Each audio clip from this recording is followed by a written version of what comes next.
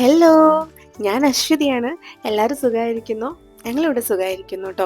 അപ്പോൾ ഇന്നത്തെ ഒരു വീഡിയോ എന്ന് പറഞ്ഞിട്ടുണ്ടായിരുന്നു ഞാനൊരു ബീഫ് കറി ഉണ്ടാക്കിട്ടോ. അപ്പോൾ നോക്കിയപ്പോൾ അടിപൊളിയായിരുന്നു ട്ടോ. അപ്പോൾ നിങ്ങൾക്ക് ബീഫ് കറി ഇഷ്ടമാണെങ്കിൽ ഈ റെസിപ്പി നിങ്ങൾ സേവ് ചെയ്തോ. നിങ്ങളുടെ ചങ്ക്സിന് അയച്ചു കൊടുക്കുകയും ചെയ്തോ ട്ടോ. അടിപൊളിയാണ് ട്ടോ.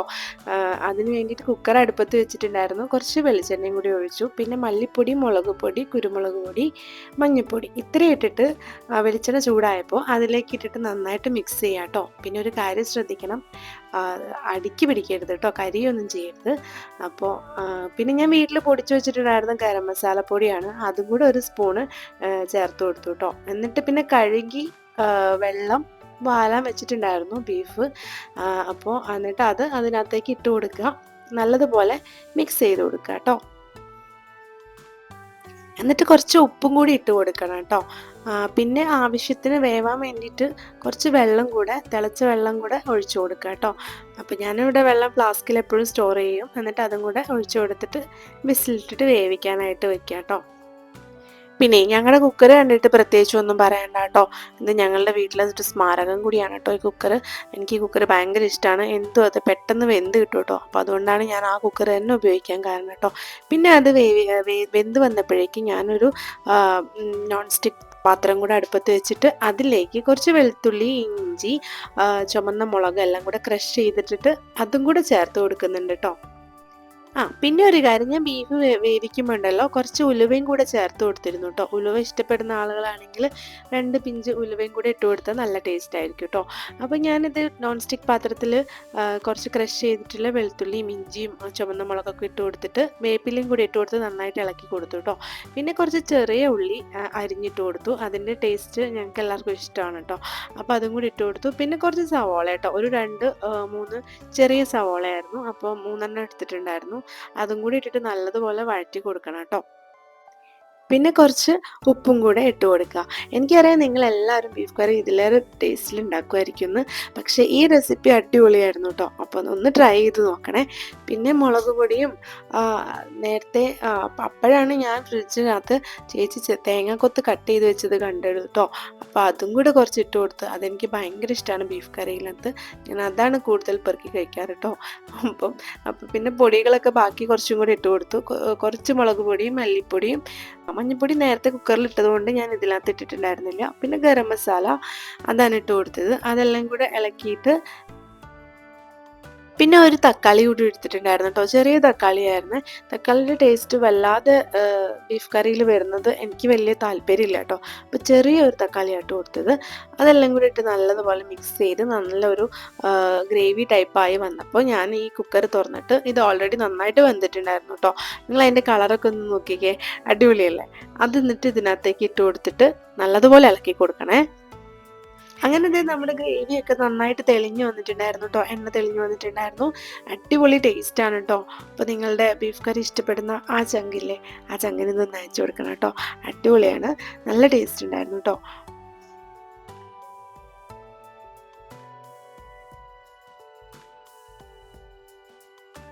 ബീഫ് കറിയൊക്കെ വെന്ത് സെറ്റായപ്പോൾ ഞാൻ കുറച്ച് ഗീ റൈസും കൂടി ഉണ്ടാക്കി കേട്ടോ. ഞങ്ങളിത് ഉണ്ടാക്കുന്നത് ഉച്ചയ്ക്കാണ്. അപ്പോൾ ഉച്ചയ്ക്ക് കഴിച്ചിട്ട് ഞങ്ങൾക്ക് ഒരിടം വരെ പോകാനൊക്കെ ഉണ്ട്.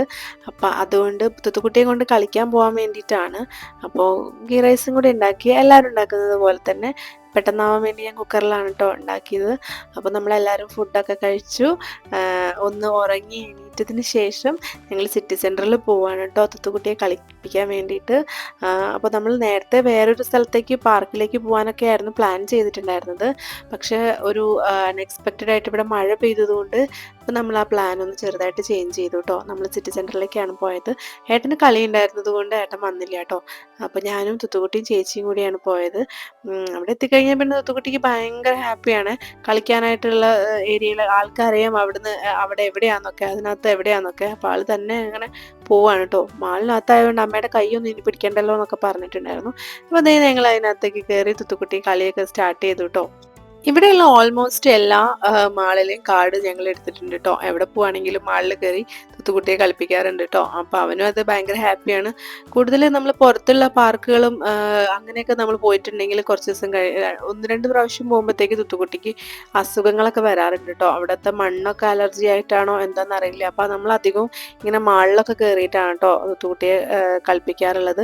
പിന്നെ കളിക്കുന്നതിൻ്റെ പ്ലേ സ്റ്റേഷൻ്റെ അടുത്ത് തന്നെ ആണ് ഫുഡ് കോർട്ട് ഉള്ളത്. അപ്പോൾ തുത്തുക്കുട്ടി എന്നോട് ആദ്യമേ പറഞ്ഞിട്ടുണ്ടായിരുന്നു ഇങ്ങോട്ട് കയറുന്നതിന് മുമ്പ് തന്നെ, അമ്മ എനിക്ക് തിരിച്ച് പോകുമ്പോൾ KFC വാങ്ങിച്ചു തരണം എന്ന് കേട്ടോ. പിന്നെ ഇവരുടെ പ്ലേ സ്റ്റേഷനിൽ പുതുതായിട്ട് ഫിക്സ് ചെയ്തിട്ടുള്ളൊരു ഫുഡ് ബാങ്കാണ് കേട്ടോ ഇത്. അതിനകത്ത് എന്നോട് ചോദിക്കുകയാണ്, അമ്മ എനിക്ക് കാർഡ് തരൂ, ഞാൻ അതിൽ നിന്ന് ചിപ്സ് എടുക്കട്ടെ എന്നൊക്കെ. ഞാനതൊന്നും കൊടുത്തില്ല കേട്ടോ. അപ്പം അവനിത് എല്ലാം ഇങ്ങനെ കയറിയിട്ട് അത് വേണം ഇത് വേണം, അവിടെ കളിക്കണം ഇവിടെ കളിക്കണം എന്നൊക്കെ പറഞ്ഞുകൊണ്ടിരിക്കുന്നുണ്ട്. അങ്ങനെ ഫൈനലി ഞാൻ അവനെ കളിക്കുന്ന ഏരിയയിലേക്ക് ഉള്ളിലേക്ക് ആക്കിയിട്ട് ഞാൻ പുറത്തേക്ക് പോയിട്ടോ. ചേച്ചിയും അവനും കൂടെ അതിനകത്തേക്ക് കയറി. പിന്നെ കുറച്ച് സമയമൊക്കെ അവരവിടെ കളിച്ചോളും. പിന്നെ എനിക്ക് എന്തെങ്കിലും വാങ്ങിക്കാനൊക്കെ ഉണ്ടെങ്കിൽ അങ്ങനെ വാങ്ങിക്കുകയും ചെയ്യാം. അപ്പം ഞാൻ എൻ്റെ ലക്ഷ്യം കാറ്റ് 4 ആണ്.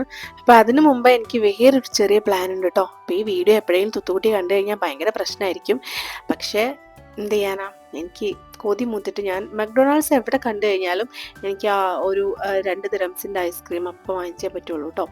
അപ്പോൾ ഞാൻ ഏട്ടനൊന്നും ഇല്ലാണ്ട് ആദ്യമായിട്ടാണ് ഇങ്ങനെ ഐസ്ക്രീമൊക്കെ വാങ്ങിച്ച് ഒറ്റയ്ക്ക് കഴിക്കാൻ പോകുന്നത്. എനിവേ ഒറ്റയ്ക്ക് ഐസ്ക്രീം കഴിച്ചു നോക്കാം, അടിപൊളിയാണോ എന്ന് നോക്കാമല്ലോ. അടിപൊളിയാണ് കേട്ടോ ഗൈസ്, ഒറ്റയ്ക്ക് ഐസ്ക്രീം കഴിച്ചാലും അടിപൊളി തന്നെയാണ് കേട്ടോ. ഐസ്ക്രീം ഒക്കെ കഴിച്ച് കഴിഞ്ഞപ്പോൾ ഞാൻ കെയർ ഫോറിൻ്റെ ഉള്ളിലേക്ക് പോയിട്ടോ. എനിക്ക് സോക്സ് ഒക്കെ വാങ്ങിക്കാനുണ്ടായിരുന്നു.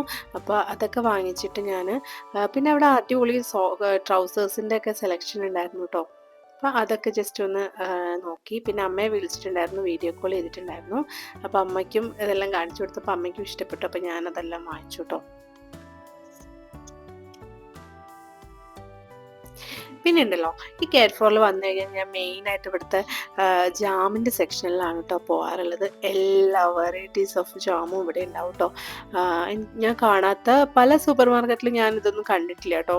നോർമലി ഉള്ള ജാമുകളൊക്കെ കണ്ടിട്ടുള്ളൂ. പക്ഷേ ഇവിടെ എല്ലാ വെറൈറ്റിയും ഉണ്ട് കേട്ടോ. നോക്കിക്കേ, ഇത് ഫിഗിൻ്റെ ജാമാണേ. പിന്നെ പീച്ചുണ്ട്, ആപ്രിക്കോട്ട് ഉണ്ട്. അപ്പം ഞാൻ ചിലപ്പോഴൊക്കെ ആപ്രിക്കോട്ടിൻ്റെ ഒക്കെ വാങ്ങിക്കാറുണ്ട് കേട്ടോ. പക്ഷേ ഞാൻ ഷുഗർ കട്ട് ചെയ്തിട്ടുള്ള ഡയറ്റ് ചെയ്യാമെന്ന് വിചാരിച്ചു ആ ഐസ്ക്രീം കഴിച്ചതോട് കൂടിയിട്ട്. അപ്പോൾ അതുകൊണ്ട് ഞാൻ ഈ ജാമൊക്കെ ഒഴിവാക്കിട്ടോ. ഞാൻ ഇതൊന്നും വാങ്ങിച്ചില്ല. അത് വൈൽഡ് ബ്ലൂബെറിയാണ് കേട്ടോ. പിന്നെ ഇതെല്ലാം ഉണ്ടല്ലോ സോസിൻ്റെയും മയണൈസിൻ്റെ ഒക്കെ സെക്ഷനാണ്. ഒരുപാട് വെറൈറ്റീസ് ഓഫ് സോസും എല്ലാം ഉണ്ടായിരുന്നു കേട്ടോ. ഇത് മസ്റ്റാർഡിൻ്റെ ആണ്.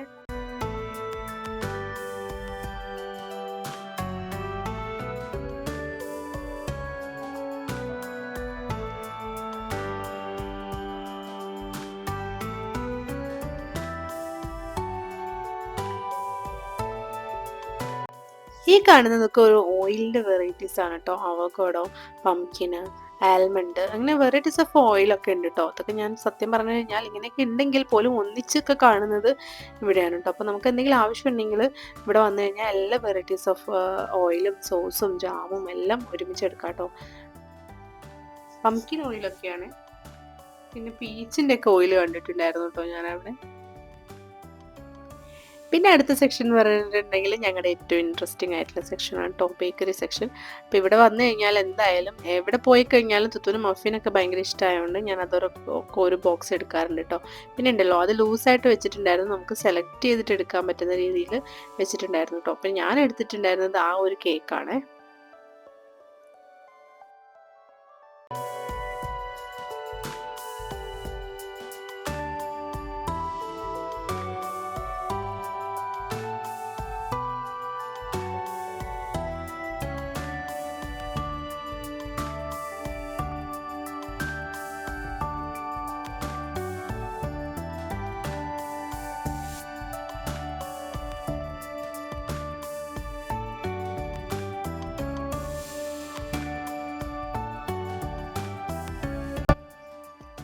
അങ്ങനെ എന്താ പെട്ടെന്ന് കുറച്ച് സാധനങ്ങളൊക്കെ ഞാനും വാങ്ങിച്ചു. പെട്ടെന്ന് ഇറങ്ങാമെന്ന് ഓർത്തു കേട്ടോ. തുത്തുക്കുട്ടിയെ പ്ലേ സ്റ്റേഷനിൽ പോയിട്ട് എടുക്കണം, നാളെ സ്കൂളുണ്ട്.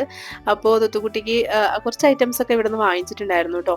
അങ്ങനെ അതൊക്കെ വാങ്ങിച്ചു വരുന്ന വഴിക്കാണ് ചോപ്പറിന്റെ ഒരു സെക്ഷൻ കണ്ടത് കേട്ടോ. ആ ചേട്ടൻ വളരെ മനോഹരമായിട്ട് ചോപ്പ് ചെയ്തുകൊണ്ടിരിക്കുകയാണ്. 3 ടൈപ്സ് ഓഫ് ബ്ലേഡ് ഒക്കെ ഉണ്ട് കേട്ടോ അതിൽ. ഗ്രൈൻഡിങ് ഉൾപ്പെടെ ഉണ്ട്. നട്ട്സ് ഒക്കെ ഗ്രൈൻഡ് ചെയ്യുന്നതും കണ്ടായിരുന്നു.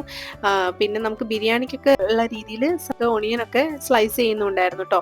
നല്ല ഭംഗിയുണ്ടായിരുന്നു അത് കാണാനായിട്ട്. അപ്പം ഞാൻ അതിൻ്റെ ഒരു വീഡിയോ കൂടി എടുത്തു കേട്ടോ. പിന്നെ ആ ചേട്ടനുണ്ടല്ലോ കുറച്ച് നട്ട്സ് ഒക്കെ എടുത്ത് അപ്പുറത്ത് ബ്ലേഡ് മാറ്റിൻ്റെ മടക്കി ഇപ്പുറത്തിട്ടാണ് കേട്ടോ ഗ്രൈൻഡ് ചെയ്യുന്നത്.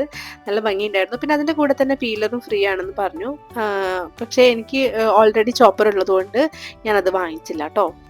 89 ദിർഹംസ് ആണ് പറഞ്ഞിട്ടുണ്ടായിരുന്നത്. വർത്ത് ആണെന്ന് തോന്നി കേട്ടോ. അങ്ങനെ സാധനങ്ങളൊക്കെ ബില്ല് ചെയ്യാൻ വേണ്ടി നിന്നു. പ്ലേ സ്റ്റേഷനിൽ എത്തിയപ്പോൾ തുത്തുക്കുട്ടി വിടുവോ?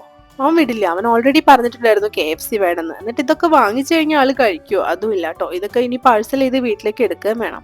എപ്പോഴും അങ്ങനെ തന്നെയാണ് കേട്ടോ. നമ്മൾ വാങ്ങിച്ചതൊക്കെ നമ്മൾ കഴിക്കുകയും ചെയ്യും. തുത്തുക്കുട്ടി ഒന്നും കഴിക്കുകയില്ല. പക്ഷെ അവൻ ഇതിനൊക്കെ സ്മെല്ലടിച്ചു കഴിഞ്ഞാൽ അവനെല്ലാം ആവശ്യമുണ്ട് കേട്ടോ. അപ്പം ഞാൻ ഓൾറെഡി വിചാരിച്ചിരുന്നു എനിക്കൊരു റാപ്പ് മതി എന്നുള്ളത്. അപ്പം ഞാനൊരു റാപ്പ് വാങ്ങിച്ചിട്ടുണ്ടായിരുന്നു. എനിക്ക് നല്ലോണം വിശക്കുന്നുണ്ടായിരുന്നു അവിടെ ഇവിടെയൊക്കെ കറങ്ങി നടന്നുകൊണ്ട്. അപ്പം ഞാൻ അത് കഴിച്ചു.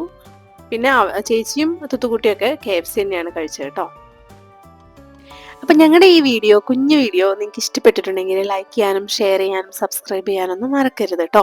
അപ്പോൾ അത്രയേ ഉള്ളൂ. അപ്പം നമ്മൾ തുത്തുക്കുട്ടി കഴിക്കാത്തതുകൊണ്ട് ഇത് പാഴ്സൽ ചെയ്ത് വീട്ടിലേക്ക് എടുത്തിട്ടുണ്ടായിരുന്നു. അപ്പോൾ നമുക്ക് വീണ്ടും അടുത്ത വീഡിയോയിൽ കാണാം കേട്ടോ. ബൈ.